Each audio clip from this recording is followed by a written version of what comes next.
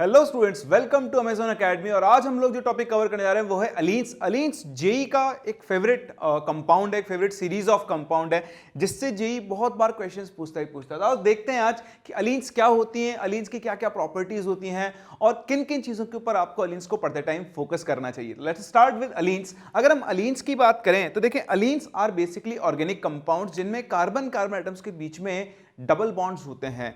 इन्हें हम लोग कुमुलेटेड डाइन्स के नाम से भी जानते हैं। किसके नाम से जानते हैं? कुमुलेटेड डाइन्स के नाम से भी जानते हैं। अगर हम अलीन्स की बात करें तो अलीन्स के अंदर क्या होता है, कार्बन एटम्स के बीच में डबल बॉन्ड्स होते हैं, कॉन्जिक्यूटिव डबल बॉन्ड्स होते हैं, लाइक दिस।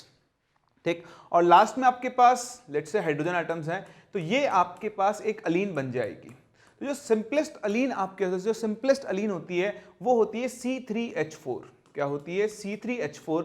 अगर आपके सामने पेपर में सिर्फ अलीन लिखा हुआ है और उसका फॉर्मूला स्पेसिफाइड नहीं है तो आप इसी को लेकर चलोगे, this will be called as allene. Otherwise ये भी अलीन है, जहां पर भी कॉन्जुगेटिव डबल बॉन्ड्स होंगे कार्बन कार्बन के बीच में, वो सबके सब कंपाउंड्स क्या होंगे? अलीन्स ही होंगे। अगर आप इसकी बात करें तो यहां पर भी आप स्ट्रक्चर देखें, कार्बन कार्बन डबल बॉन्ड, यहां हाइड्रोजन, यहां हाइड्रोजन, यहां हाइड्रोजन और यहां हाइड्रोजन। तो ये जो आपके पास कैटेगरी ऑफ कंपाउंड्स है, इन्हें हम जानते हैं बाय द नेम ऑफ अलीन्स। अब इंपॉर्टेंट चीजें क्या है? इंपॉर्टेंट चीजें इनकी स्ट्रक्चर में, इनकी बॉन्डिंग के, इनके अंदर जो बॉन्डिंग पैटर्न होते हैं वो आपको समझना होगा और उसी के हिसाब से आप ये डिसाइड कर सकते हो कि गिवन अलीन प्लेनर होगी या फिर नॉन प्लेनर होगी, इसमें जो कार्बन एटम्स हैं उनके क्या क्या हाइब्रिडेशन होंगे, सारी चीजें आप यहां पे देख सकते हैं। हाँ, हाइब्रिडेशन की बात अगर मैं आपसे करूं तो आपको साफ साफ दिख रहा है। बताओ, ये वाला जो कार्बन है, याद है ना आपको सिग्मा बॉन्ड काउंट करना, 1 सिग्मा 2 सिग्मा 3 सिग्मा। तो ये वाला जो कार्बन है ये sp2 हाइब्रिडाइज्ड है, ये वाला जो कार्बन है ये भी sp2 हाइब्रिडाइज्ड है, और ये वाला जो कार्बन है ये कार्बन क्या है? sp हाइब्रिडाइज्ड है। सिमिलरली यहां पर आप देखें, ये वाला कार्बन sp2 हाइब्रिडाइज्ड है, ये वाला कार्बन भी sp2 हाइब्रिडाइज्ड है, ये वाला कार्बन sp हाइब्रिडाइज्ड है और ये वाला कार्बन भी क्या है? sp हाइब्रिडाइज्ड है। दैट मींस आपको यहां पे क्लियरली दिख रहा है कि यहां पे दो तरह के कार्बन एटम्स हैं। ये जो बीच वाले कार्बन एटम्स हैं इन्हें हम नाम देते हैं सेंट्रल कार्बन एटम्स, और ये जो दो लास्ट वाले कार्बन एटम्स हैं इन्हें हम, हाँ बिल्कुल, इन्हें हम टर्मिनल कार्बन एटम्स बोल सकते हैं। और ये आपको साफ साफ दिख रहा है कि इनमें जो सेंट्रल कार्बन एटम्स हैं वो sp हाइब्रिडाइज्ड हैं और जो टर्मिनल कार्बन एटम्स है वो क्या होते हैं? sp2 हाइब्रिडाइज्ड होते हैं। चलिए, तो बेसिक चीज आपने देख ली है। अब बात करते हैं बॉन्डिंग पैटर्न की, और बॉन्डिंग पैटर्न को समझने के लिए मैं सबसे पहले एग्जांपल लेकर चल रहा हूं C3H4 का। किसका? C3H4, जो आपके सबसे सिंपलेस्ट अलीन है, जहां पे कार्बन कार्बन के बीच में दो डबल बॉन्ड होंगे, यहां एक हाइड्रोजन, यहां एक हाइड्रोजन, यहां पर भी एक हाइड्रोजन और यहां पर भी एक हाइड्रोजन। ठीक है, चलिए ये आपने देख लिया यहां पर कि ये वाला जो कार्बन है ये sp2 हाइब्रिडाइज्ड है, ये वाला कार्बन sp है और ये वाला कार्बन sp2 हाइब्रिडाइज्ड है।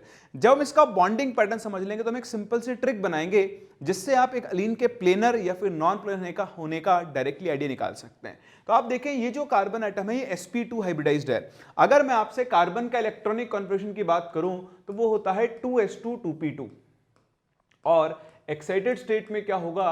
2s से एक इलेक्ट्रॉन 2p में जा चुका होगा, तो 1 2 3, ठीक है, एंड 4। ये कार्बन के पास क्या होंगे?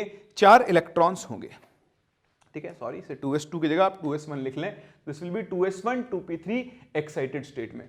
अब ये कार्बन जो आपका है ये sp2 हाइब्रिडाइज्ड है। तो अगर ये sp2 हाइब्रिडाइज्ड है तो उसमें एक s ऑर्बिटल और ये दो p ऑर्बिटल्स मिलकर sp2 हाइब्रिडेशन शो कर देंगे। और अब आप देखो, इस कार्बन के पास एक p ऑर्बिटल, एक 2p ऑर्बिटल बच जाएगा जिसमें एक अनपेयर्ड इलेक्ट्रॉन होगा। क्लियर है?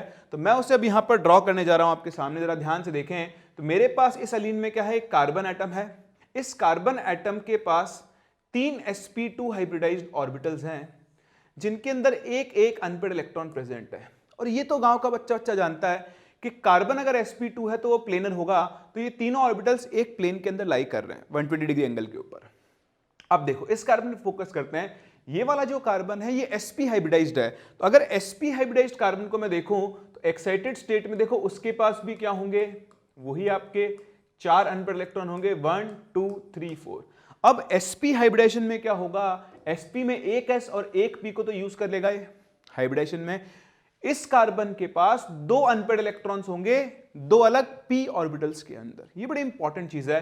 अब मेरे पास ये दूसरा कार्बन एटम है, कौन सा है? ये सेकंड कार्बन एटम है, ये वाला, जिसके पास दो sp हाइब्रिडाइज्ड ऑर्बिटल में दो अनपेड इलेक्ट्रॉन्स हैं, तो वो sp हाइब्रिडाइज्ड ऑर्बिटल इसके साथ क्या करेगा, ओवरलैपिंग करके एक सिग्मा बॉन्ड बना लेगा।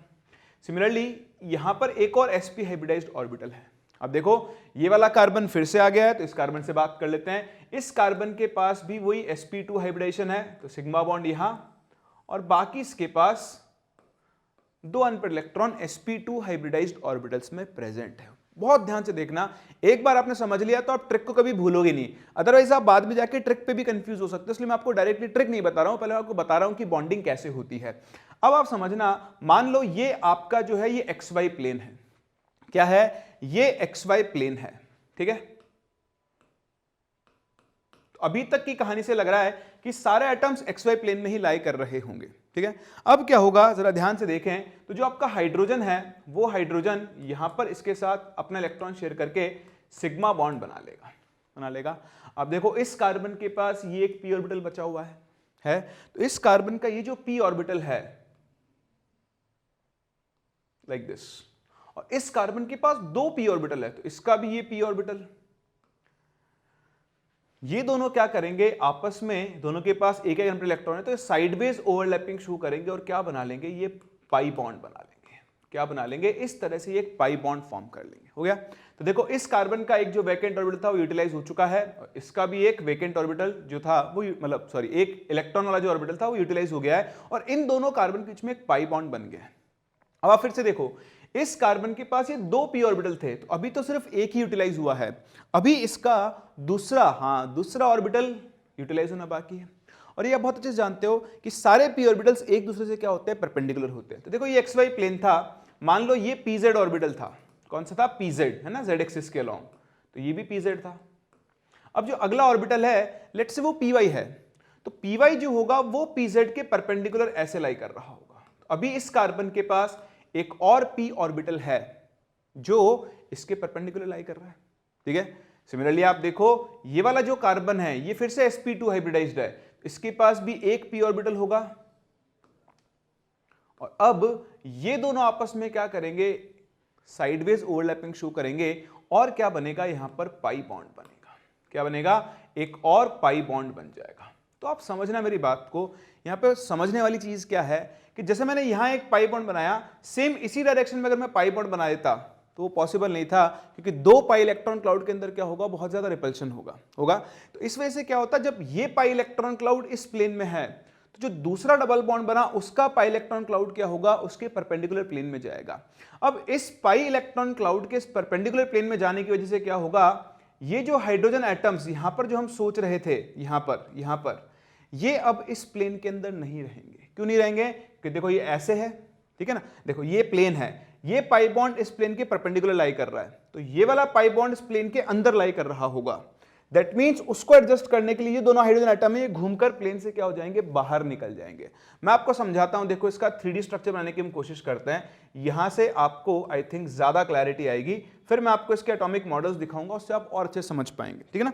तो ध्यान से देखो, मेरे पास ये कार्बन एटम है, ये वाला हाइड्रोजन, और ये वाला हाइड्रोजन इस प्लेन के अंदर है, ठीक है। इस कार्बन को आप C1 नाम दे दो, है ना, ये C1 है, ये C2 है, और ये C3 है। तो C1 और C2 के बीच में जो बॉन्ड बन रहा है, ठीक है, एक तो सिग्मा बॉन्ड है और साथ में क्या है, पाई बॉन्ड। तो जो पाई बॉन्ड है वो इस प्लेन के बाहर है, लाइक दिस, जो पाई इलेक्ट्रॉन क्लाउड है वो इस प्लेन के बाहर है। फिर C2 और C3 के बीच में जो पाई बॉन्ड बन रहा है, देखो एक तो सिग्मा बॉन्ड बन ही रहा है, वो तो प्लेन में ही होगा, पर जो पाई बॉन्ड बन रहा है वो पाई बॉन्ड जो है वो इस प्लेन के, उस पाई इलेक्ट्रॉन क्लाउड प्लेन के अंदर लाई कर रहा है, लाइक दिस। तो ये दोनों इलेक्ट्रॉन क्लाउड एक दूसरे से क्या है, 90 डिग्री एंगल पर है। अब अगर ऐसा है तो वो जो हाइड्रोजन यहां वाले हैं, जैसे यहां है, वो हाइड्रोजन अब यहां नहीं आ सकते, क्योंकि प्लेन रोटेट हो चुका है 90 डिग्री से। तो अगर आप उन हाइड्रोजन एटम्स के ऊपर फोकस करेंगे तो क्या होगा, एक हाइड्रोजन एटम इस प्लेन के बाहर होगा, बाहर की तरफ, और एक हाइड्रोजन एटम जो होगा वो पीछे की तरफ होगा। क्या आप मेरी बात समझ पा रहे हैं? तो हुआ क्या, इस रिपल्शन को मिनिमाइज करने के लिए जो पाई इलेक्ट्रॉन क्लाउड है वो 190 डिग्री एंगल पर हो गया, दोनों कॉन्जिक्यूटिव इलेक्ट्रॉन क्लाउड जो है। और इस तरह से आप देख पा रहे हो कि ये दोनों हाइड्रोजन एटम्स जो हैं ये कहां जा चुके हैं, ये आउट ऑफ प्लेन जा चुके हैं। क्लियर है? तो इस तरह से ये जो अलीन बनी, इस अलीन में जो पाई इलेक्ट्रॉन क्लाउड्स हैं वो एक दूसरे से 90 डिग्री एंगल पर अलाइंड है। और आप देख सकते हो कि अगर मैं आपसे पूछूं कि बताओ कितने एटम्स एक प्लेन में, मैक्सिमम कितने एटम्स हैं, तो देखो ये हाइड्रोजन, ये हाइड्रोजन, ये कार्बन, ये कार्बन, ये कार्बन, ये तीनों एक ही प्लेन में है, लेकिन ये दोनों क्या हैं, आउट ऑफ द प्लेन होंगे। तो 1 2 3 4 एंड 5, ये 5 एटम्स यहां पर क्या होंगे, इनसाइड दिस प्लेन होंगे। बोलो क्लियर है? तो बस यही होती है आपकी डाइईन और अलीन्स और इन अलीन्स का बॉन्डिंग पैटर्न। अब बहुत छोटी छोटी चीजें जो आपको ध्यान रखनी, जो मैं आपको यहाँ पे एक्सप्लेन कर चुका हूं, तो आओ देखते हैं। There are 2 types of carbon atoms in allene. The central carbon atom is sp hybridized and the terminal carbon atoms are sp2 hybridized. जो सेंट्रल कार्बन एटम है वो sp हाइब्रिडाइज्ड है और जो टर्मिनल है वो क्या है आपके sp2 हाइब्रिडाइज्ड है। मैंने आपको बताया due to repulsion between the conjugative pi bonds the pi electron cloud rotates by 90 degree. तो इन दोनों के बीच जो रिपल्शन होता है उसकी वजह से आपका इलेक्ट्रॉन क्लाउड 90 डिग्री से क्या हो जाता है, रोटेट। और वो आप इस डायग्राम की हेल्प से भी देख सकते हो। आप देख सकते हो कि यहां वाला जो इलेक्ट्रॉन क्लाउड है, देखो ये इस वाले प्लेन में लाई कर रहा है और ये इसके परपेंडिकुलर प्लेन में लाई कर रहा है। इसी की वजह से क्या हुआ, ये 2 हाइड्रोजन एटम्स तो इसी एक प्लेन में है और ये दोनों देखो प्लेन से क्या जा चुके हैं, बाहर जा चुके हैं। ठीक है, तो अब बात ये आती है क्या सभी एलीन्स में ऐसा होगा, क्या सारे एलीन्स में ऐसा होगा? नहीं। देखो अभी आपने जो कार्बन एटम्स देखे हैं, अभी आपने जो एलीन्स देखी है उसमें 2 डबल बॉन्ड्स हैं। क्या हो अगर यहां पर तीसरा डबल बॉन्ड आ जाए? तो आओ आगे बढ़ते हैं, ड्रॉ करते हैं और देखते हैं कि उस केस में यहां पर क्या होने वाला है। तो आपने ये देखा कि अगर मैं ये प्लेन बनाऊं वापस से, अब हम 3 डायग्राम की बात करते हैं। बॉन्डिंग पैटर्न आप समझ चुके हो। तो ये है C1, इधर हाइड्रोजन है, इधर हाइड्रोजन है, ये है C2। तो C1 और C2 के बीच में सिंगल बॉन्ड है और इसका पाई इलेक्ट्रॉन क्लाउड मान लो आउटसाइड द प्लेन है, like this, above and below the plane है। तो अब C2 C3 का जो पाई इलेक्ट्रॉन क्लाउड होगा, हाँ वो क्या होगा, वो इस प्लेन के अंदर लाई कर रहा होगा, लाइक दिस। और जो आपके हाइड्रोजन एटम्स हैं वो प्लेन से क्या जा चुके होंगे, बाहर जा चुके होंगे, लाइक दिस। चलिए अब हम क्या करते हैं, एक कार्बन एटम और बढ़ाते हैं। तो जैसे आप एक और कार्बन एटम यहां पर बढ़ाओगे तो क्या होगा, C1 है, C2 है, C3 है और C4 है। इस तरह से कहानी चलेगी। ठीक है, बिल्कुल ठीक है। तो ये कार्बन, ये हाइड्रोजन, इनको रख दो एक ही प्लेन में। ठीक है, अब इन दोनों के बीच में एक तो सिग्मा बॉन्ड होगा और दूसरा क्या होगा, हाँ पाई बॉन्ड। तो पाई बॉन्ड मान लो पहला पाई बॉन्ड जो है उसका electron cloud above the plane और बिलो द प्लेन लाई कर रहा है। तो अगले वाले का, बिल्कुल अगले वाले का लाई करेगा इसके अंदर, लाइक दिस। दिख रहा है ना आपको? अब क्या होगा, सिंगल बॉन्ड तो बनाई दो। बताओ अगला इलेक्ट्रॉन क्लाउड, बिल्कुल ये फिर से 90 डिग्री पे चला जाएगा। अब ध्यान देना, आप जैसे इसे 90 डिग्री पे गया, एक और रोटेशन हुआ, तो यहां जो लिंक्ड हाइड्रोजन एटम्स हैं वो वापस से क्या हो जाएंगे, इस प्लेन के अंदर। अब देखो ये जो आपकी अलीन थी ये कैसी है, नॉन प्लेनर है, और ये अलीन कैसी है, आपकी प्लेनर है। बोलो दिख रहा है? अब अगर आप एक और कार्बन एटम बढ़ाओगे तो बिल्कुल फिर से 90 डिग्री घूम जाएगा, आउट ऑफ द प्लेन चला जाएगा। फिर एक और डबल बॉन्ड बढ़ाओ, फिर से आ जाएगा। तो बहुत ही सिंपल सा फंडा है। आप यहां देख पा रहे हो, यहां पर 2 डबल बॉन्ड थे तब तो ये होगी नॉन प्लेनर। जब यहाँ पे 3 डबल बॉन्ड से तो कैसा हो गया, प्लेनर। तो हम इसे एक ट्रिक में कन्वर्ट कर सकते हैं। ट्रिक क्या है, बहुत ही सिंपल सी ट्रिक है।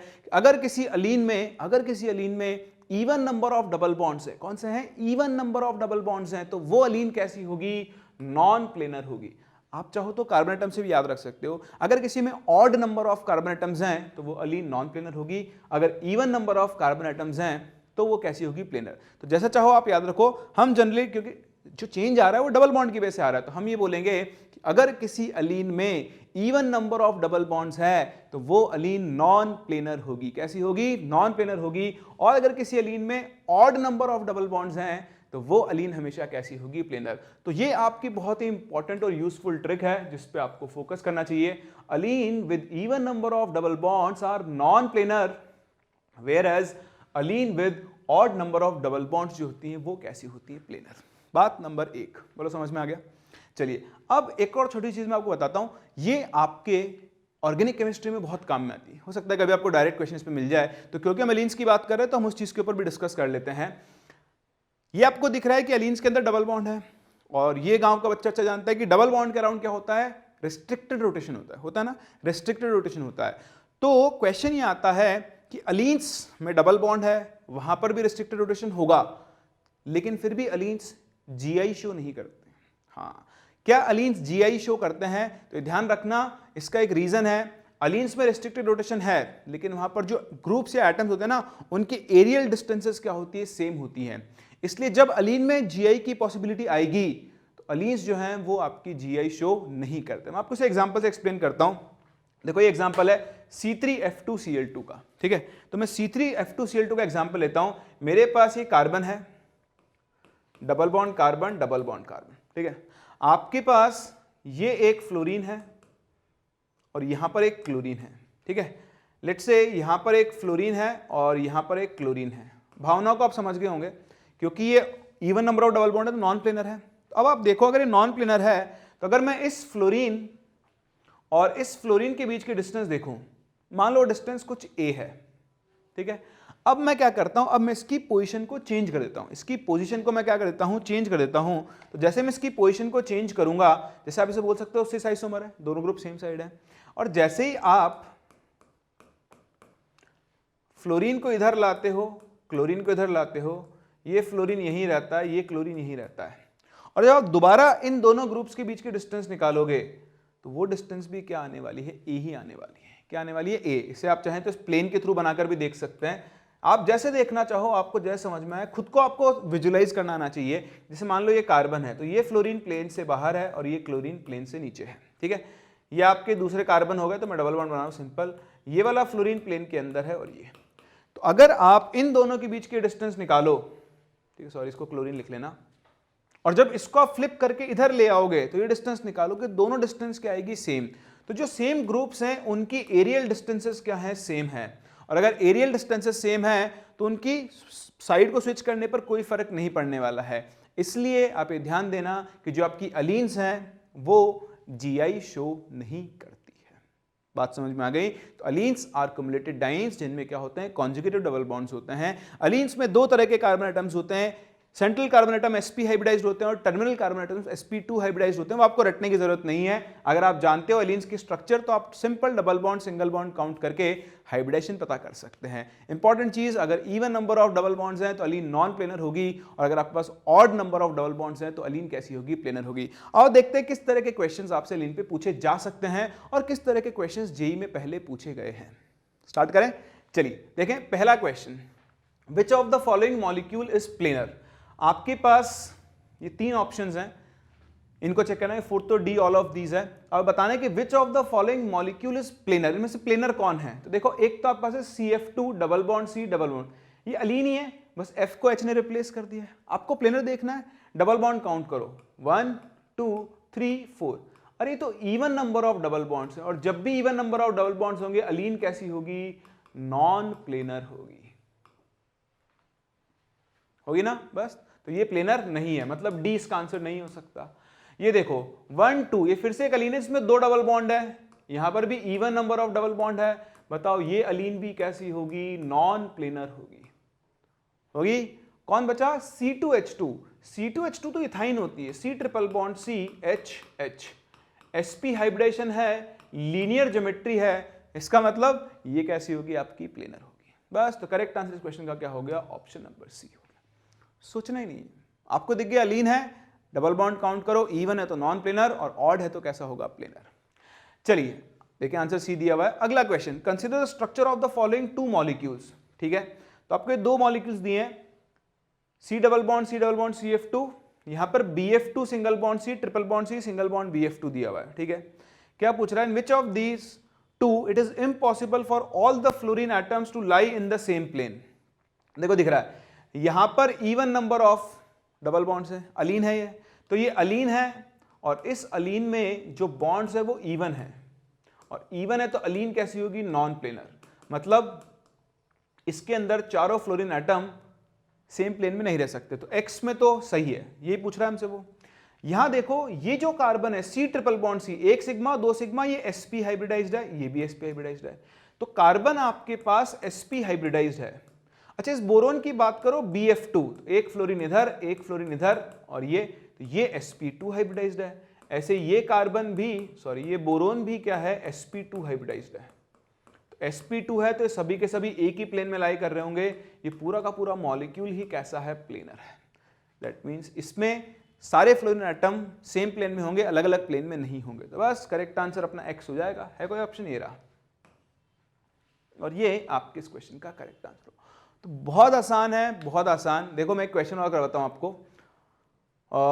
एक क्या, ये आपके पास एलीन है। What are the maximum number of atoms in a plane in following molecule? C4H4। तो आपको दिख रहा है C4H4 एक एलीन हो गई है, तो इसमें कार्बन कार्बन कार्बन, 4 तो कार्बन एटम है, और चारों के चारों कार्बन एटम सेम प्लेन में होंगे। ठीक है, इधर H इधर H। अब आप डबल बॉन्ड काउंट करो, कितने हैं? 1 2 3। यहां तो odd number of double bond है, तो ये एलीन कैसी होगी? प्लेनर। प्लेनर होगी मतलब ये वाला हाइड्रोजन एटम भी सेम प्लेन में होंगे। तो देखो 1 2 3 4 5 6 7 8, इस क्वेश्चन का आंसर हो जाएगा 8। वहीं अगर आप एक और कार्बन बढ़ाते C5H4 कर देते, तो C5H4 में क्या हो जाता? 4 डबल बॉन्ड आते, ये हाइड्रोजन और ये कार्बन सेम प्लेन में।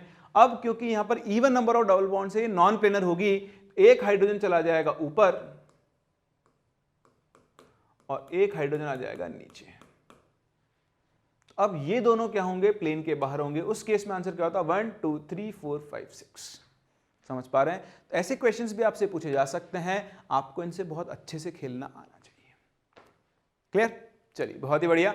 आगे देखें ये क्वेश्चन जो कि जेईई एडवांस 2012 में पूछा गया था। In allene the types of hybridisation of the carbon atom is are. तो कितना आसान क्वेश्चन है जेईई एडवांस का।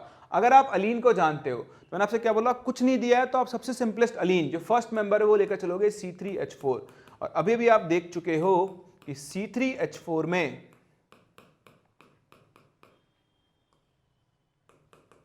दो तरह के कार्बन है, ये वाला sp है और ये दोनों क्या होते हैं? sp2 हाइब्रिडाइज्ड होता है। तो देखें आंसर sp एंड sp2, और यही इस क्वेश्चन का क्या होगा?